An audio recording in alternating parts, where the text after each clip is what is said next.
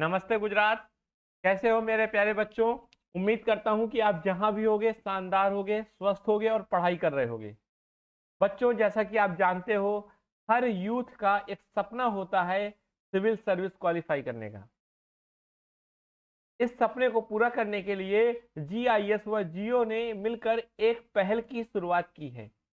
इस पहल के अंतर्गत एक ऐसा प्लेटफॉर्म अवेलेबल कराया जाएगा जिसके द्वारा सिविल सर्विस की तैयारी करने वाले बच्चों का एक बेहतरीन तरीके से फाउंडेशन तैयार किया जा सके। इस पहल के लिए जीआईएस व जियो को मैं धन्यवाद ज्ञापित करना चाहूंगा एवं जियो के संस्थापक गुरुजी नयन पद्म सागर जी महाराज एवं गुरुजी जी माया श्रेणी जी को भी धन्यवाद ज्ञापित करना चाहूंगा। इस पहल में महत्वपूर्ण भूमिका निभाने वाले गुजरात से मेहुल जी रूपाणी एवं दिल्ली से संजय जी संचलेचा का भी मैं धन्यवाद करना चाहूंगा। दोस्तों, मैं Yogesh Tripathi the core IAS की फैकल्टी के रूप में आपसे जुड़ रहा हूं। दोस्तों, आज का हमारा जो पढ़ने वाला टॉपिक है वो बड़ा ही इनोवेटिव टॉपिक है, जिसका नाम मैंने रखा है कोर कॉन्सेप्ट ऑफ इकोनॉमी। आप लोगों के दिमाग में आ रहा होगा यह टॉपिक क्या है।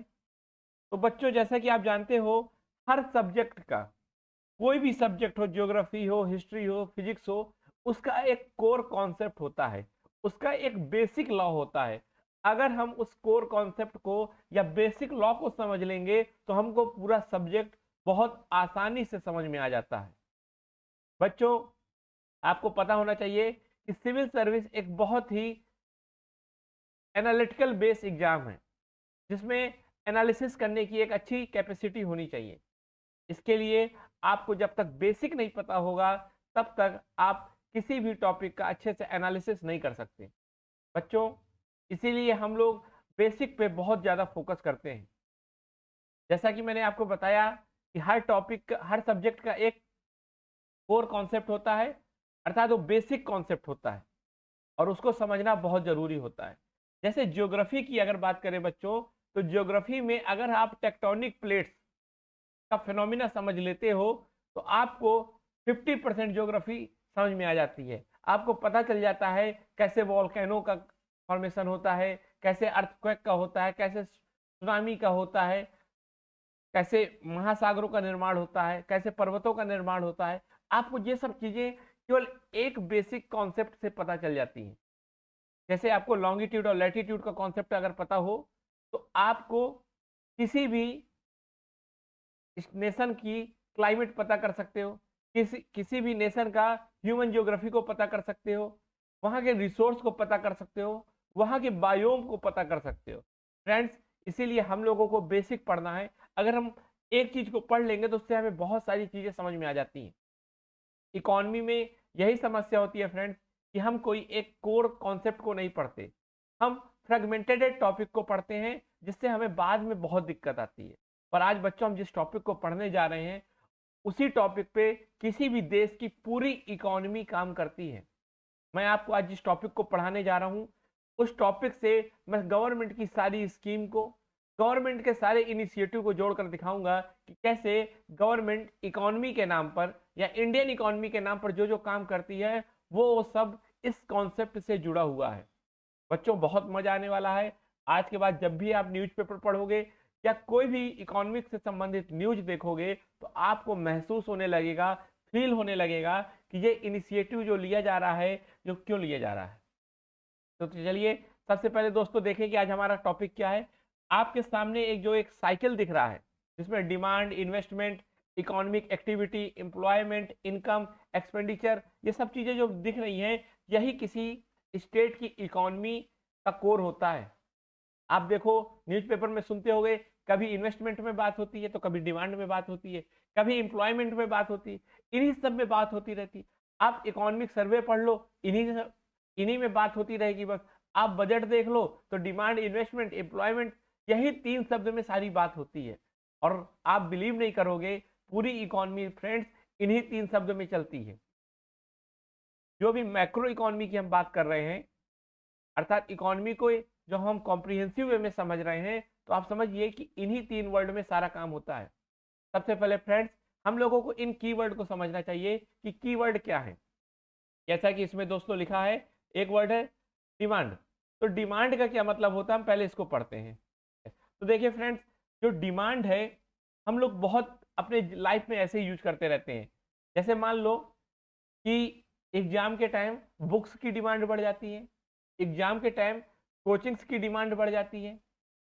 जब भी जैसे इस समय कोरोना है तो मास्क की डिमांड बहुत ज़्यादा बढ़ गई, या कहिए फ्यूचर में वैक्सीन की डिमांड बहुत ज़्यादा बढ़ जाएगी। तो एक सवाल आपके मन में आ रहा होगा कि डिमांड है क्या। तो देखिए फ्रेंड्स, डिमांड को आप समझिए कि कोई भी व्यक्ति जब किसी गुड्स एंड सर्विस की डिजायर करता है और उसके बदले में कुछ वो पेमेंट देता है तो उसको डिमांड कहते हैं। मेरी बात समझ में आई बच्चों? मैंने क्या कहा, जब कोई भी पर्सन किसी गुड्स एंड सर्विस की डिजायर करता है, अर्थात उसको पाना चाहता है और उसके रिटर्न में कोई पेमेंट करता है। समझ में आ रहा है बात आपको? दो चीजें याद रखिएगा, गुड्स एंड सर्विस की डिजायर और पेमेंट, इसी को कहते हैं डिमांड। जैसे बेसिकली मैं बताऊं आपको कि मुझे एक आईफोन की डिजायर है और मैं आईफोन के लिए क्या देना चाह रहा हूं, पैसे भी दूंगा जितने का होगा, तो इसको फ्रेंड्स डिमांड बोलते हैं। बहुत व्यवहारिक सा शब्द है, आप हमेशा यूज करते रहते हो। आप लोगों की भी कई सारी डिमांड्स होंगी, पर याद रखिएगा डिमांड में दो क्राइटेरिया जरूर होते हैं। पहला क्राइटेरिया गुड्स एंड सर्विस की डिजायर, और दूसरा क्राइटेरिया होता है बच्चों पेमेंट। अब एक डकैत को डिजायर होगी कि वो आईफोन खरीद ले, तो पर आईफोन खरीदेगा थोड़ी, हो चुरा लेगा। तो जब वो चुरा लेगा तो इसको डिमांड नहीं बोलेंगे। डिमांड कब बोलेंगे, जब उसके बदले पेमेंट किया जाए। क्लियर? कंफ्यूजन नहीं होना बेटा। चलिए अब चलते हैं इन्वेस्टमेंट में। बच्चों इन्वेस्टमेंट एक ऐसा टॉपिक है, आप किसी भी दिन के न्यूज़पेपर को उठा के देख लीजिए, और जो उसमें इकोनॉमिक वाला सेक्शन है उसमें ये इन्वेस्टमेंट वर्ड कई बार आएगा। आप जब भी न्यूज सुनते होंगे तो देखते होंगे मोदी जी परेशान है, इन्वेस्टमेंट नहीं बढ़ रहा, इन्वेस्टमेंट नहीं बढ़ रहा। आप देखिए कोई भी राज्य के मुख्यमंत्री परेशान रहते हैं कि हमारे यहाँ इन्वेस्टमेंट नहीं हो रहा। एफडीआई में आप ये शब्द सुनते होंगे, फॉरेन डायरेक्ट इन्वेस्टमेंट। आखिर है क्या ये इन्वेस्टमेंट? इतना कॉम्प्रिहेंसिव सब्जेक्ट ये शब्द है, इसको समझते हैं बच्चों। मान लीजिए एक उदाहरण से हम इसको समझाते हैं। जैसे मान लीजिए मेरे पास मान लीजिए 1 लाख रुपीज है और उनको मुझे खर्च करना है, तो मैं क्या करूंगा, या तो मैं कोई अच्छे रेस्टोरेंट में चला जाऊं, अच्छे होटल में चला जाऊं और उसको खर्च कर दूं, अर्थात अच्छा खाना पीना खाऊं, मूवी देखूं, खर्च कर दूं, तो ये भी खर्च है। या ये हो सकता है बच्चों कि मैं उस 1 लाख से कोई एक कार खरीद लूं और उस कार को मैं रेंट में दे दूं। तो बच्चों देखिए दोनों में मैंने क्या किया, मैंने दोनों में पैसे खर्च किए, मैंने दोनों में पैसे खर्च किए, पर दोनों में पैसे खर्च करने का मेरा तरीका अलग था। दोस्तों आपको पता होगा, जैसा कि हम लोग इन्वेस्टमेंट में पढ़ रहे हैं, तो मैंने क्या किया, हमने दोनों में पैसे खर्च किए, पर दोनों में क्या क्या तरीका अलग है। देखिए जो पहला खर्च था जिसमें मैं रेस्टोरेंट या होटल या मूवी देखने गया, तो बच्चों उस खर्च में मुझे कुछ भी रिटर्न नहीं मिल रहा, मुझे कुछ भी रिटर्न नहीं मिल रहा। लेकिन जब मैंने कार खरीदी और कार को मैंने रेंट में दिया तो बच्चों मुझको रिटर्न मिल रहा है। तो देखिए जिसमें रिटर्न नहीं मिलता उसको बोलते हैं कंजम्पशन। याद रखिएगा, जिसमें रिटर्न नहीं मिलता बच्चों उसको बोलते हैं कंजम्पशन, और जिसमें रिटर्न मिलता है उसको बोलते हैं इन्वेस्टमेंट। तो बच्चों समझ में आया, इन्वेस्टमेंट वह एक्सपेंडिचर है जिसमें हमको रिटर्न मिलता है, या ऐसा खर्चा जो हम किसी रिटर्न की उम्मीद में करते हैं। जैसे मान लीजिए बच्चों हमने एक घर बनवाया, तो जो हमने पैसा खर्च किया घर बनवाने में, तो वो किस लिए खर्च किया कि फ्यूचर में इससे पैसा जनरेट होगा। तो ऐसा कैपिटल फॉर्मेशन जिससे हमें रिटर्न मिले उसको इन्वेस्टमेंट कहते हैं। या ऐसा एक्सपेंडिचर जिससे कैपिटल फॉर्मेशन हो या जिससे हमको रिटर्न मिले उसको इन्वेस्टमेंट कहते हैं। तो दोस्तों आपको इन्वेस्टमेंट समझ में आ गया होगा बच्चों। जैसे वर्तमान में आप जो पढ़ाई कर रहे हो वो क्या कर रहे हो, आप इन्वेस्टमेंट कर रहे हो कि फ्यूचर में आप अच्छा कमाओगे, कुछ अच्छा करोगे। चलिए फ्रेंड्स आगे चलते हैं, इकोनॉमिक एक्टिविटी। फ्रेंड्स एक्टिविटी कई तरह की होती है, जैसे सोशल एक्टिविटी, पॉलिटिकल एक्टिविटी, अब पॉलिटिकल एक्टिविटी क्या है, जैसे आप चुनाव में प्रचार कर रहे हो या चुनाव में वोट देने गए हो, तो ये सब पॉलिटिकल एक्टिविटी है। और इकोनॉमिक एक्टिविटी कैसी होगी बेटा, जो इकोनॉमी से संबंधित होंगी। जैसे मान लीजिए कोई कैपिटल फॉर्मेशन कर रहा है या कोई ट्रांसपोर्टेशन का काम कर रहा है ना, तो ये सब क्या है, इकोनॉमिक एक्टिविटी है। क्योंकि मैंने आपको बताया था फ्रेंड्स कि इकोनॉमी क्या होती है, मैंने बताया था ना, best management of resource is called economy. तो जब हम किसी रिसोर्स का मैनेजमेंट कर रहे हो उसको इकोनॉमी बोलते हैं। और ऐसी सभी गतिविधियों को, ऐसी सभी एक्टिविटी को हम इकोनॉमी एक्टिविटी बोलते हैं। बच्चों एम्प्लॉयमेंट किसे बोलते हैं, आपको पता होगा, ये तो बड़ा नॉर्मल वर्ड है। हर कोई क्या कहना चाहता है कि मुझे एम्प्लॉयमेंट मिले। तो एम्प्लॉयमेंट होता क्या है बच्चों, देखिए एम्प्लॉयमेंट क्या होता है कि कोई व्यक्ति जब जॉब करे और उस जॉब में क्या हो, कोई इनकम हो, अर्थात कोई पेड जॉब करे, तो उसको एम्प्लॉयमेंट बोलते हैं। अब बच्चों इनकम तो आपको पता ही होगा, जब आप कहीं पर या कोई लेबर का काम कर रहे हो, है ना, जैसे मेंटल लेबर भी हो सकता है, फिजिकल लेबर भी हो सकता है, या मान लीजिए एंटरप्रेन्योरशिप किया हो आपने, या दिमाग लगाया हो, रिस्क लिया हो, या आपने कोई अपनी चीज उसको दी हो रेंट में, तो उसके बदले में जो हमें पैसा मिलता है उसको इनकम बोलते हैं। तो बच्चों समझ में आया इनकम किसे कहते हैं। इनकम क्या होता है, हम जब लेबर करते हैं या जब हम कोई काम करते हैं तो उसके बदले में हमें जो पैसा मिलता है हम उसको इनकम बोलते हैं। क्लियर। फिर एक्सपेंडिचर और डिमांड, ये सब तो आपको बेसिकली पता होंगी। तो चलिए अब इस साइकिल को समझते हैं बच्चों। यह साइकिल बहुत समझदार आपको बना देगा। आप एक बार इस साइकिल को अगर पढ़ लोगे तो आपको इकोनॉमी बहुत आराम से आने लगेगी। चलिए बच्चों हम आगे चलते हैं। तो देखिए जैसा कि मैंने दिखाया डिमांड, और उसके आगे एक साइन बनाया हुआ इंक्रीज का। अब देखिए बच्चों क्या होता है, जो मैंने अभी बताया था ना आपको, डिमांड, इन्वेस्टमेंट, इनकम, एम्प्लॉयमेंट, ये आपस में कोरिलेटेड होती हैं। ये आपस में कोरिलेटेड होती हैं, तो इनका एक दूसरे पे बड़ा ज्यादा इम्पैक्ट होता है, और उसी इम्पैक्ट से पूरी इकोनॉमी हमारी ड्राइव होती है। दोस्तों जो मैंने आपको अभी साइकिल दिखाया था, ये साइकिल ही हमारी इकोनॉमी का अगर हेल्दी है तो इंडिकेट करेगा, अगर हमारी इकोनॉमी वीक हो रही है तो यही साइकिल उसको इंडिकेट करेगी। तो चलिए आप कुछ तो समझते हैं। जैसे मैंने कहा डिमांड इंक्रीज हो रही है, अगर मान लीजिए कोई कंट्री है, अब देखिए आपको ये साइकिल समझा रहा हूं मैं, तो एग्जाम्पल के थ्रू समझाऊंगा, बड़ा मजा आने वाला है। जैसे मान लीजिए कोई कंट्री है, जैसे इंडिया है। अब इंडिया में मान लीजिए डिमांड इंक्रीज हो रही है। डिमांड किसी भी चीज की हो सकती है, मान लीजिए मोबाइल की डिमांड इंक्रीज हो रही है, क्योंकि बच्चों आपको पता है प्रेजेंट टाइम में सब यूथ के पास फोन है, या कहीं सबके पास लगभग लगभग फोन है, तो फोन की डिमांड इंक्रीज हुई होगी ना। जैसे मान लीजिए एक उदाहरण और लेते हैं कि सभी लोगों को कार खरीदने का मन हो जाए, सभी लोगों को कार खरीदने का मन हो जाए, तो सब कोई कार की डिमांड करेंगे। क्योंकि मैंने आपको बताया था कि डिमांड क्या होता है, डिमांड वह फिनोमिना होता है जिसमें हमें किसी चीज को लेने की डिजायर होती है और उसके बदले हम पेमेंट करते हैं। तो मान लीजिए ऐसा कार के लिए हो कि सब कोई कार खरीदना चाहते हो और उसके बदले पेमेंट करना चाहते हो, तो आप क्या कहोगे, सर कार की डिमांड बहुत बढ़ गई। तो जब बेटा कार की डिमांड बढ़ेगी बच्चों, तो उसका क्या फिर आगे होगा, देखिए जब कार की डिमांड बढ़ती होगी तो कई बिजनेसमैन होंगे जिन्हें लगेगा कि भाई बड़ी डिमांड हो रही है कार की, बहुत लोग कार खरीदने वाले हैं, तो क्या किया जाए, चलो कार के लिए पैसा लगाते हैं, मतलब इन्वेस्टमेंट करते हैं। तो देखो कई बिजनेसमैन कार बनाने में, मेरी बात समझ आ रही, कार को मैन्युफैक्चर करने में खूब पैसा लगाएंगे। उन्हें पता है कि आज अगर हम कार बना देते हैं तो इसका रिटर्न बहुत अच्छा मिलेगा। क्योंकि बच्चों जो बिजनेसमैन होते हैं वो क्या चाहते हैं, वो यही चाहते हैं ना कि जहां भी वो पैसा लगाएं वो चीज बहुत ज्यादा खरीदी जाए और उसका अच्छा रिटर्न मिले। अगर कोई मान लीजिए वर्तमान में प्रेजेंट टाइम में मास्क बना रहा है, क्यों, क्योंकि मास्क की डिमांड बहुत ज्यादा है, तो उनको ये लगता है कि मास्क की जब डिमांड है तो इसको बनाओ, और इसको बनाने से क्या होगा, अच्छा रिटर्न मिलेगा। तो बच्चों जहां भी अच्छा रिटर्न की उम्मीद होती है वहां पर लोग पैसे लगाते हैं, उसी को बोलते हैं हम इन्वेस्टमेंट। तो बच्चों आपको पता होगा कि जब कार की डिमांड बढ़ेगी तो सभी लोग कहाँ जाएंगे, ऑटोमोबाइल सेक्टर में पैसे लगाएंगे, क्योंकि कार को ऑटोमोबाइल सेक्टर बोलते हैं। तो सब कोई क्या करेंगे, ज्यादा से ज्यादा कार की फैक्ट्रियों को लगाएंगे, कार की फैक्ट्रियां ज्यादा से ज्यादा बनेगी। और मैंने आपको बताया था जब कार की फैक्ट्री के लिए पैसा जा रहा है तो ये कंजम्पशन है कि इन्वेस्टमेंट है, क्योंकि आपको पता होना चाहिए कि जो कार की फैक्ट्री लगाई जा रही है वो रिटर्न के लिए लगाई जा रही है, तो ये इन्वेस्टमेंट होगा। तो बच्चों जैसे ही मान लीजिए कि कार की बहुत ज्यादा डिमांड बढ़ जाएगी, तो फिर आप सोचिए क्या होगा।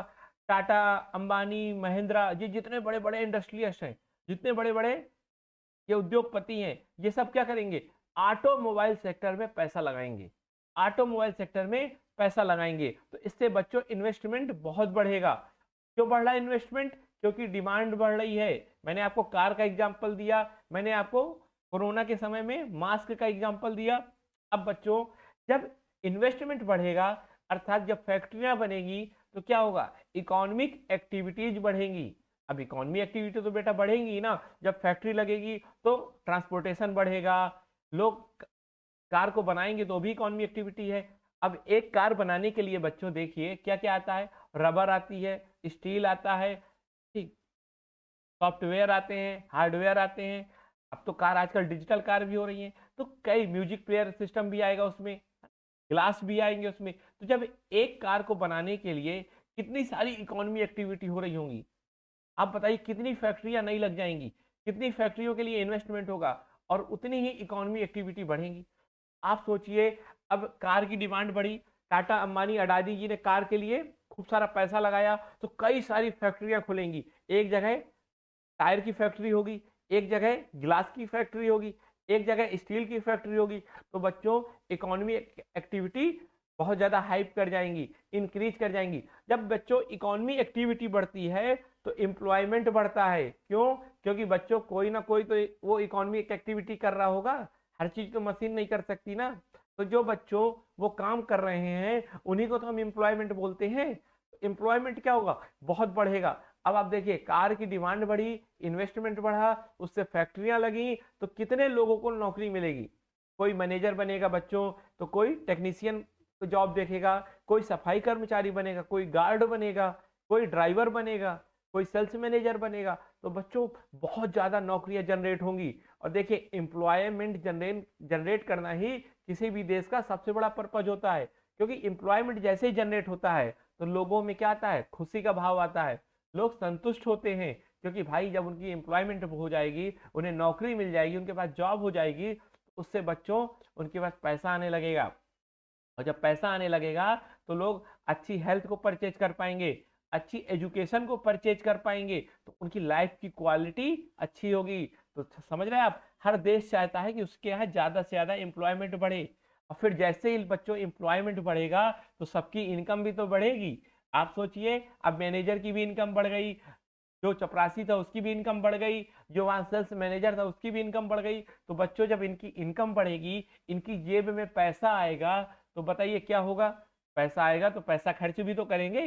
और जब बच्चों खर्च करेंगे तो कैसे करेंगे, मान लो अपने बच्चों को इन्होंने खिलौने के लिए दे दिया, चॉकलेट के लिए पैसा दे दिया, इन्होंने एक मेड लगा ली, इन्होंने भी नई डिमांड जनरेट की। अब जैसे मान लीजिए कि देखिए फिर डिमांड आ गई, अब बच्चे चॉकलेट लेने जाएंगे तो चॉकलेट की भी तो डिमांड बढ़ेगी, बच्चे खिलौने खरीदेंगे तो खिलौनों की भी तो डिमांड बढ़ेगी। तो देखिए कैसे एक साइकिल चलता है। मैंने क्या बताया था बच्चों, पहले डिमांड बढ़ती है ना, कुछ ऐसे बताया था, डिमांड बढ़ती है, डिमांड बढ़ने के बाद इन्वेस्टमेंट बढ़ता है, इन्वेस्टमेंट बढ़ने के बाद इकोनॉमिक एक्टिविटी बढ़ती है, इकोनॉमिक एक्टिविटी के बाद एम्प्लॉयमेंट बढ़ता है, एम्प्लॉयमेंट बढ़ने के बाद इनकम बढ़ती है बच्चों, और इनकम के बाद एक्सपेंडिचर बढ़ती है। तो दोस्तों अच्छा लगा ना पढ़ के, ऐसे ही हमारी पूरी इकोनॉमी चलती है। और ये जितनी तेज साइकिल चलता है, जितनी तेज डिमांड बढ़ेगी, उतना तेज इन्वेस्टमेंट बढ़ेगा, उतनी तेज इकोनॉमिक एक्टिविटी बढ़ेगी, उतना ज्यादा एम्प्लॉयमेंट बढ़ता है बच्चों, और फिर उससे उतनी ज्यादा इनकम, फिर एक्सपेंडिचर, फिर डिमांड। तो बच्चों ये साइकिल सबसे तेज चलने की कोशिश करता है। और सरकार चाहती है, हर राज्य की सरकार चाहती है, या कहिए हर स्टेट की गवर्नमेंट चाहती है कि ये साइकिल बहुत तेज चलता रहे। जैसे ही ये साइकिल बच्चों कमजोर होता है तो सरकार को टेंशन होने लगती है, क्योंकि जैसे ही डिमांड कम हो जाएगी, अब मान लीजिए कोई कार ही नहीं खरीदना चाह रहा, कोई मास्क नहीं खरीदना चाह रहा, तो क्या होगा बच्चों, इन्वेस्टमेंट नहीं होगा, अर्थात लोग उसमें पैसे नहीं लगाएंगे, फिर इकोनॉमिक एक्टिविटी बंद होती जाएंगी बच्चों, है ना। फिर ट्रांसपोर्टेशन बंद हो गया, फिर स्टील की फैक्ट्री बंद हो गई, फिर सब कुछ। और जब फैक्ट्रियां बंद होगी बच्चों, तो उससे लोगों को नौकरी से निकाल दिया जाएगा, तो बेचारे बेरोजगार हो जाएंगे। और बच्चों जैसे ही बेरोजगार होंगे, अनएम्प्लॉयमेंट होंगे, तो उनकी इनकम कम हो जाएगी, और जैसे ही बच्चों की इनकम कम हो जाएगी उनकी, तो फिर मैनेजर भैया अपने बच्चों को पैसे नहीं दे पाएंगे, तो मैनेजर के बच्चे चॉकलेट नहीं खाएंगे, या आइसक्रीम नहीं खरीदेंगे, या खिलौने नहीं खरीदेंगे। तो इस तरह बच्चों फिर डिमांड कम हो जाएगी। तो अब बताइए, चॉकलेट की फैक्ट्री जो काम कर रहे थे लोग, अब जब चॉकलेट की डिमांड नहीं है तो चॉकलेट नहीं बनेगी, जब चॉकलेट नहीं बनेगी तो वहां से भी लोगों को नौकरी से निकाल दिया जाएगा। इस तरह चीजें कैसे आपको मैं बता रहा हूं, आपस में सब जुड़ी हैं, हमको इसी को समझना है बच्चों। देखिए, कोई भी स्टेट गवर्नमेंट, किसी भी कंट्री की गवर्नमेंट क्या कोशिश करती है कि ये साइकिल चलता रहे, और इसमें साइकिल में हर एस्पेक्ट में हमें ध्यान देना होता है बच्चों। ऐसा नहीं होता केवल डिमांड बढ़ा दो तो सब कुछ चलने लगेगा, ये मत सोचना। अब मान लो पाकिस्तान में डिमांड तो होगी पर वहां इन्वेस्टमेंट नहीं होगा। क्यों बच्चों? क्योंकि पाकिस्तान में तो कभी भी आतंकवादी बम फेंक देंगे, तो कोई बिजनेसमैन क्यों कार की फैक्ट्री लगाएगा? बात समझ में आ रही? कार की फैक्ट्री तो तभी लगाएगा ना बिजनेसमैन, जब उसको रिटर्न मिले। डिमांड तो हो ही हो, डिमांड के साथ रिटर्न भी हो। अब जैसे मान लो अफगानिस्तान है, अफगानिस्तान में भी तो बहुत ज्यादा डिमांड्स हैं, लेकिन बच्चों आपको पता है वहां पर बहुत खतरा है, तालिबान लोग कभी भी किसी को भी उड़ा सकते हैं, इसलिए वहां पर कोई बिजनेसमैन कभी इन्वेस्टमेंट नहीं करता। एक ऐसी कंट्री जो सबसे ज्यादा सेफ होती है, लोग वहीं इन्वेस्टमेंट करते हैं। तो डिमांड तो जरूरी है, डिमांड के साथ साथ बच्चों इन्वेस्टमेंट के लिए वहां पर एक अच्छा एनवायरनमेंट होना चाहिए, वहां सिक्योरिटी होनी चाहिए। तो अब आपको समझ में आया किसी देश की सिक्योरिटी क्यों जरूरी होती है। बच्चों इन्वेस्टमेंट और कब होगा? जब ईज ऑफ डूइंग बिजनेस होगा। ये बताइए कि आप बिजनेस कब शुरू करना पसंद करेंगे? मान लीजिए आप अमेरिका में गए, अमेरिका में आपको चॉकलेट की फैक्ट्री लगानी है, और पता चला अमेरिका में चॉकलेट की फैक्ट्री लगाने में आपको 2 साल परमिशन लेने में लग जाता है, वहीं जापान में चॉकलेट की फैक्ट्री लगाने में केवल 5 घंटे का समय लगता है। तो बच्चों आप बताइए 5 घंटे सही है कि 2 साल? आप कभी 2 साल इंतजार करोगे? नहीं ना, क्योंकि बिजनेसमैन का तो बड़ा टाइम कीमती होता है, वो 2 साल में तो बहुत कुछ और भी कर लेगा। तो बच्चों इसीलिए ईज ऑफ डूइंग बिजनेस किया जाता है, मतलब हम अपने देश को इस तरह बनाएं कि हमारे देश में कोई भी बिजनेस रन करना बहुत इजी हो। आप बिजली का कनेक्शन लेने जाओ तो कुछ दिन में मिल जाए, आप पानी का कनेक्शन लेने जाओ तो कुछ दिन में मिल जाए। तो जितना इजी करना बिजनेस होगा बच्चों, उतना ही लोग आपके देश में आके इन्वेस्ट करेंगे। जैसे चीन, चीन में बच्चों बहुत ज्यादा आसान है बिजनेस करना, तो चीन में इन्वेस्टर जाते हैं, अपना पैसा लगाते हैं, क्योंकि इन्वेस्टमेंट करने वाले बच्चे, सॉरी इन्वेस्टमेंट करने वाले बिजनेसमैन तो केवल पैसे के लिए जा रहे हैं ना, उन्हें प्रॉफिट चाहिए। तो प्रॉफिट कब होगा? जब बिजनेस करना बहुत आसान हो। अब मान लो भारत में आए और भारत में किसी का लाइसेंस चाहिए, तो कहा दरोगा साहब ने कि 3 दिन वेट करिए, ये तो किसी भी बिजनेसमैन को अच्छा नहीं लगेगा। तो इसीलिए हमारे यहाँ क्या किया जा रहा है, सब चीजें की क्या ऑनलाइन की जा रही हैं कि बिजनेस करना बिल्कुल आसान हो जाए। मतलब विंडो अप्रोच, आप एक बिजनेस के लिए केवल एक पोर्टल खोलिए, उसी पोर्टल में आपको सारे डॉक्यूमेंट्स मिल जाएंगे और उसी से सारी परमिशन मिल जाएंगी। इतना आसान कर दिया जाएगा बिजनेस करना। तो जैसे बिजनेस करना आसान होगा, अब मान लो इंडिया है, अब इंडिया में बिजनेस करना आसान हो गया, डिमांड तो है ही है, साथ में सिक्योरिटी है, तो क्या होगा, भारत में बहुत ज्यादा इन्वेस्टमेंट होगा। तो बच्चों इकोनॉमी एक्टिविटी भी तो बढ़ेगी हमारी, और उससे फिर एम्प्लॉयमेंट भी बढ़ेगा। लेकिन अब बताइए इकोनॉमिक एक्टिविटी कैसी बढ़ी? मान लो ऐसी इकोनॉमी एक्टिविटी बढ़ रही है जिसमें लेबर का काम ही नहीं है, सारा काम मशीन का है। जैसे मान लो 2 तरह की इंडस्ट्री होती है बच्चों, एक होती है लेबर इंटेंसिव और एक होती है कैपिटल इंटेंसिव। आप मुझे ये बताइए कि जिस कपड़े की फैक्ट्री में ज्यादा इंसान काम करेंगे कि ज्यादा मशीनें काम करेंगी? और कार की फैक्ट्री में मशीनें ज्यादा काम करेंगी, इंसान ज्यादा काम करेंगे? तो बच्चों आपको पता होगा कार की फैक्ट्री में मशीनें ज्यादा काम करती हैं, क्योंकि वो सारा मशीनों का काम है। लेकिन कपड़े बनाने की फैक्ट्री में इंसानों का काम है, तो इसीलिए इंसान वाली काम को बोलते हैं, फैक्ट्री को बोलते हैं लेबर इंटेंसिव फैक्ट्री। और जो कार वाली होगी उसको बोलेंगे कैपिटल इंटेंसिव फैक्ट्री, क्योंकि वहां तो कैपिटल लग रहा है, पैसा लग रहा है। बच्चों समझ में आया? अब बताइए, मैंने आपको क्या बताया था कि डिमांड हो तो जरूरी नहीं है साइकिल आगे बढ़े, उसके लिए क्या होना चाहिए, अच्छा माहौल होना चाहिए ताकि इन्वेस्टमेंट हो सके। तो बच्चों इन्वेस्टमेंट के बाद भी जरूरी नहीं है कि एम्प्लॉयमेंट बढ़े। एम्प्लॉयमेंट कब बढ़ेगा? जब हमारी गवर्नमेंट लेबर इंटेंसिव बिजनेस को प्रमोट करेगी। किसको? लेबर इंटेंसिव बिजनेस को बच्चों। फिर इस तरह इनकम होगा, फिर इनकम से एक्सपेंडिचर होगा और डिमांड होगी। मेरी बात समझ आ रही बच्चों? इस तरह हमारी कंट्री की कोई किसी भी कंट्री की इकोनॉमी रन करती है। अब इससे हम कई और चीजें सीख सकते हैं। अब जैसे कोरो इसमें एक चीज और देखिए कि जैसे अब आपको मैं बैंकिंग सेक्टर का रोल बता दूं, इसी से समझ में आ जाएगा। अब ये तो पूरा आपको पता ही है। जैसे मान लीजिए इनकम हुआ, इनकम में सब कुछ थोड़ी एक्सपेंडिचर में खर्च कर दिया जाता है। बच्चों कुछ लोग तो सेविंग कर लेते हैं ना, पर उस सेविंग को लोग अपने घर में रखते हैं तो किसी काम की नहीं होती है, क्योंकि वो फिर इकोनॉमी से बाहर हो जाती है। और जब इकोनॉमी से कोई चीज इतना बड़ा रिसोर्स बाहर हो जाएगा, उसका यूज नहीं किया जाएगा, तो ये तो गलत बात है। कई लोग क्या करते हैं, उसको बैंकों में डिपॉजिट कर देते हैं। बच्चों जब बैंकों में डिपॉजिट करते हैं तो इससे क्या फायदा होता है? इससे देखिए दो फायदे होते हैं। पहला फायदा ये होता है कि बैंक में जब पैसा चला जाता है बच्चों, तो उससे फिर बिजनेसमैन ले लेते हैं। बैंक से पैसा कौन लेता है? बिजनेसमैन। और उससे क्या करते हैं, वो इन्वेस्ट करने लगते हैं। तो आप कहोगे कि सर बैंक का इतना बड़ा रोल है कि बैंक क्या करता है, जो हमारी सेविंग थी उसको इन्वेस्टमेंट में बदल देता है। हम कहेंगे हाँ बच्चों। फिर आपसे एक सवाल अगर पूछा जाए कि मोदी जी की जनधन योजना के क्या फायदे हैं, आप बताइए, तो आप कहोगे सर जनधन योजना से क्या हुआ कि हमारी इकोनॉमी फॉर्मल हो गई। तो मैं पूछूंगा यार इकोनॉमी फॉर्मल हो गई इसका क्या मतलब है? आप कहोगे कि सर जो पहले लोगों के पास इनकम या सेविंग होती थी वो अपने घरों में रखे रहते थे, पर अब वो बैंक में रखते हैं। और जैसे ही वो बैंक में रखते हैं तो बैंक उस पैसे का अच्छा यूज करता है, कहीं इन्वेस्टमेंट कर देता है, तो जिससे जो मनी थी, जो रिसोर्स था, उसका मोबिलाइजेशन हो जाता है और हम रिसोर्स का इफिशियंसी के साथ यूज कर पाते हैं। बात समझ में आई? अब देखिए जब डीमोनेटाइजेशन हुआ तो उस समय कितने लोगों का पैसा बाहर आया?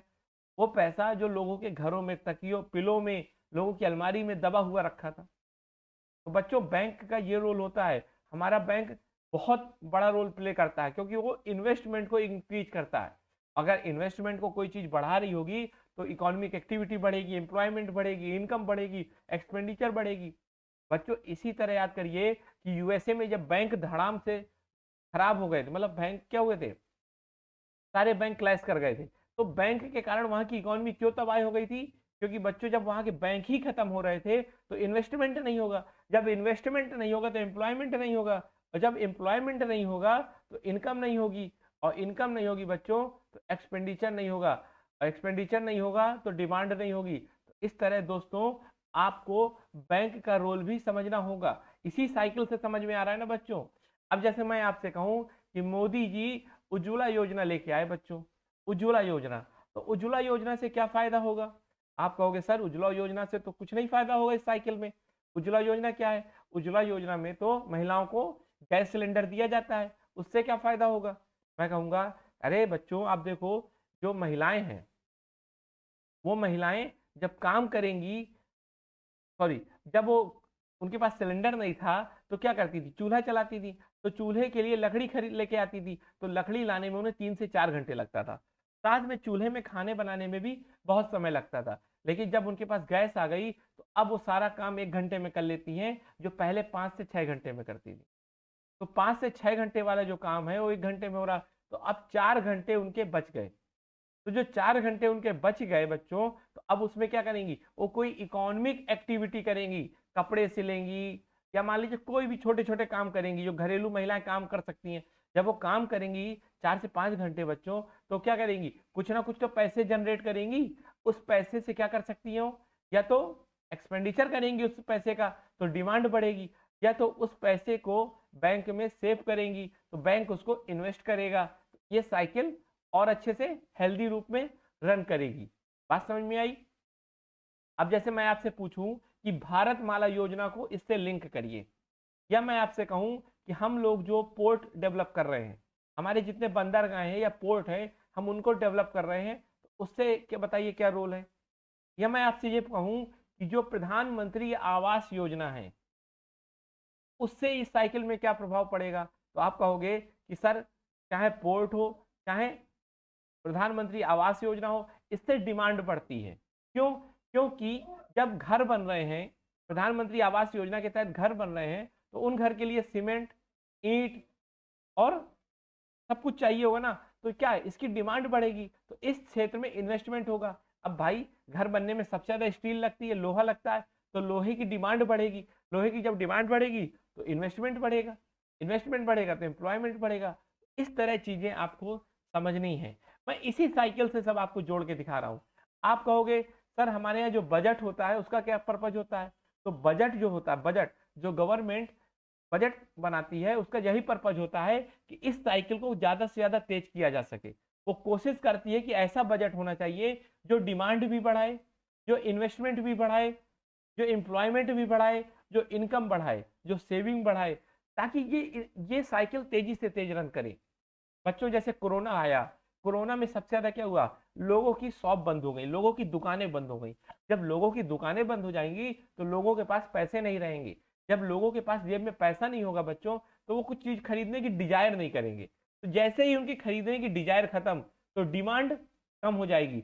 जैसे ही डिमांड कम होगी तो इन्वेस्टमेंट कम हो जाएगा, एम्प्लॉयमेंट कम हो जाएगा, इनकम कम हो जाएगी, सेविंग कम हो जाएगी, एक्सपेंडिचर कम हो जाएगा, फिर डिमांड कम हो जाएगी। तो ये साइकिल ऐसे काम करता है। बात समझ में आई? अब जैसे मान लीजिए कोई एक आदमी है, उसकी बहुत बड़ी शॉप थी, पर डे 1 लाख रुपए कमाता था, लेकिन जैसे कोरोना आया उसने अपनी दुकान बंद कर दी। अब जैसे ही उसकी दुकान बंद हुई तो उसके यहाँ कई लोग और भी तो काम करते थे, उनका भी रोजगार गया।